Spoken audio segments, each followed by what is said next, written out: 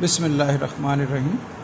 Statement का analysis करके उसका स्केच बनाने के बाद अब हम देखते हैं इसका पहला क्वेश्चन, जो कि क्वेश्चन नंबर 20 है। वो कहता है which of following could be A panel drawn from the advisory board. कौन सा पैनल है जो हो सकता है एडवाइजरी बोर्ड में से लिया गया हो। तो इसका मतलब क्या, कुड बी, हो सकता है। तो भाई कौन हो सकता है जो कंडीशंस को, शराइत को पूरा करे। तो गोया दूसरी बात ये, असल बात ये हुई कि हमने इन ऑप्शंस में चेक करना है कि कौन सी ऑप्शन ऐसी है जो किसी कंडीशन की खिलाफ वर्जी नहीं करती। तो जो कंडीशन की खिलाफ वर्जी नहीं करती वो एक पैनल होगा, और जो किसी भी कंडीशन की खिलाफ वर्जी करती है वो पैनल नहीं है, वो हमारी चॉइस नहीं है। तो पहली ऑप्शन का अगर हम जायज़ा लें QRS, तो हमारे पास कंडीशन थी कि अगर आपके पास एक कम अज़ कम इनमें से और एक इनमें से आएगा, जबकि QRS तो तीनों के तीनों इलेक्टेड में से हैं। तो तीनों इलेक्टेड तो हो नहीं सकते, उसमें कम से कम एक अपॉइंटेड का आना भी ज़रूरी था, इसलिए ये रिजेक्ट हो जाएगा। ये नहीं हो सकता क्योंकि ये उन कंडीशंस के मुताबिक नहीं है। बी को चेक करें तो उसमें उसने लिखा SXZ,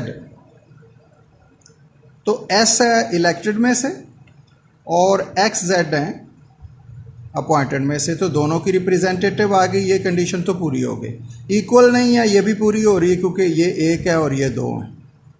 और 3 या 4 होंगे तो 3 मौजूद हैं।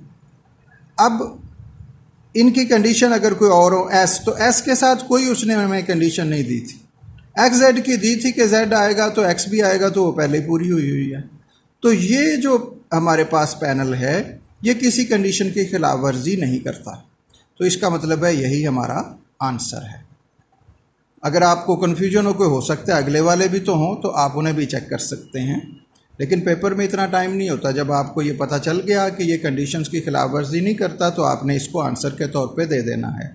लेकिन अभी तो आप समझ रहे हैं, तो हो सकता है ये ऑप्शन एंड पे लिखी हो और आपको बाकियों को भी चेक करना पड़े। तो आपको देखना चाहिए कि बाकियों में, लर्निंग के दौरान आपको हर चीज़ को डिटेल से देखना चाहिए कि बाकियों में क्या मामला है। तो TYZ, तो T का Y के साथ आना ज़रूरी था, वो कंडीशन पूरी हो गई है। Z, लेकिन Z के साथ X आना चाहिए था। Z के साथ X की कंडीशन इसमें पूरी नहीं हो रही, अकेला Z आ रहा है जो कि इस कंडीशन की खिलाफ वर्जी है। सो इसमें खिलाफ वर्जी होगी Z वाली कंडीशन की, तो ये रिजेक्ट हो गया। QSTY, तो इसमें TY की कंडीशन पूरी हो रही है QT के, लेकिन QT के साथ नहीं आ सकता। कंडीशन क्या थी कि Q आएगा तो T नहीं आ सकता, इसमें Q और T दोनों आए हुए हैं, तो उस कंडीशन की खिलाफ वर्जी है, लिहाजा ये भी रिजेक्ट हो गया। RTXY, R, तो देखिए R के साथ X नहीं आ सकता।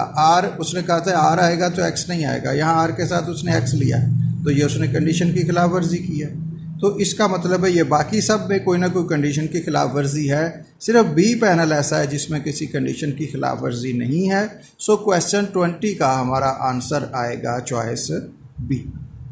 तो ये बड़ा अच्छा क्वेश्चन है आपके माइंड की प्रैक्टिस के लिए और पॉसिबिलिटीज़ को चेक करने के लिए।